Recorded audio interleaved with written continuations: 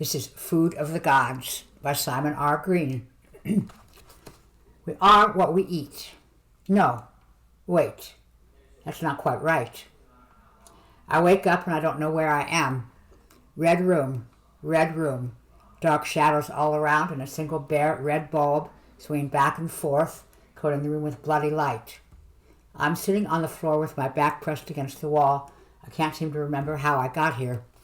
And set on the floor before me, like a gift or an offering, on a plain white china plate, is a severed human head. I'm sure I know the face, but I can't put a name to it. I can't think clearly.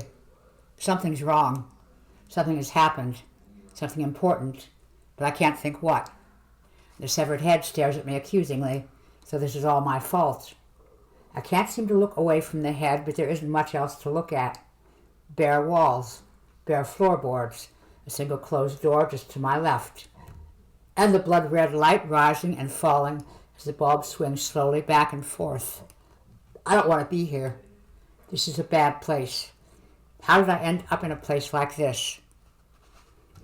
The name's James Ito, reporter, investigative reporter for one of the dailies, feeding the public appetite for all the things it's not supposed to know. I went looking for a story. I think I found one. Yes, I remember. There were rumors of a man who ate only the finest food prepared in the finest ways.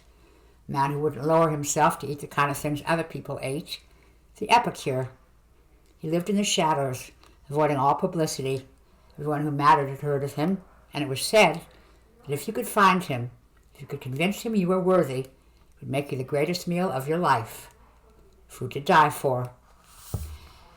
It had been a long time since I'd handed in a really good story. My editor was getting impatient.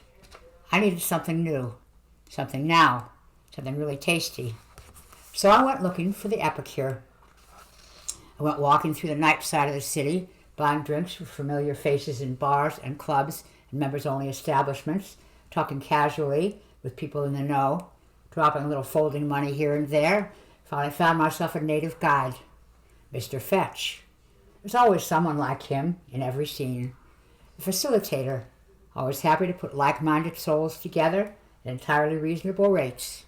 He can lay his hands on anything, or know someone who can, and he knew the epicure. Oh yes, they gave me the strangest look when I said I just had to meet him. Actually had the nerve to turn up his nose and tell me to run along home.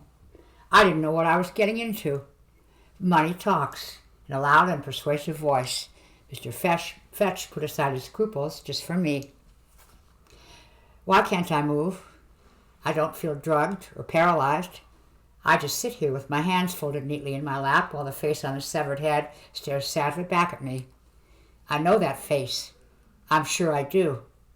Why am I not shocked or horrified? Why can't I look away? I know that face.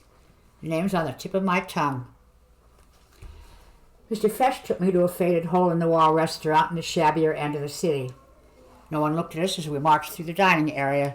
The diners concentrated on their meals while the waiters stared into space. A door at the back led through an entirely ordinary kitchen. There, sitting at an empty table, was the epicure. Not much to look at. Average size, average face, fever-bright eyes. His presence seemed to fill the whole kitchen. He smiled at me and gestured for me to sit down opposite him. Mr. Fetch couldn't wait to get his money and depart at speed. He wouldn't even look at the epicure. The great man looked me over, nodded slowly, and immediately identified me as a journalist. I just nodded. This wasn't the kind of man you could lie to. He laughed briefly and then started talking before I'd even got my tape recorder set up, as though he'd been waiting for someone he could tell his story to, someone who'd appreciate it. I can smell the hunger on you, he said in his soft, rich voice. Tell me, I said. Tell me everything. I eat only the finest food, said the epicure, made from the finest ingredients, the food of the gods. I have a meal waiting, already prepared. Would you care to join me? Of course, I said. I'd be honored. It was excellent, delicious, good beyond words. I asked him what was in it, and he smiled a slow, satisfied smile. The last journalist who came looking for me. I was too angry, too disappointed to be shocked. I laughed right in his face. That's it. That's your great secret? You claim you're a cannibal? Oh no, he said. There's far more to it than that. Still sitting in the red room, still staring at the neatly severed head. There's a sense of threat in the room now, a feeling of menace and imminent danger. I've got to get out of here before something bad happens. But still I don't move. Or rather, it's more than somehow I don't want to move. Something bad, something really bad has already happened. Have I done something bad? Memories surged through me, jumbled, flaring up in bright splashes of good times and bad, rushing kaleidoscope of my past, my life. I remember being young and small, rolling down endless grassy slopes with the smell of grass and earth and trees almost unbearably rich in my head.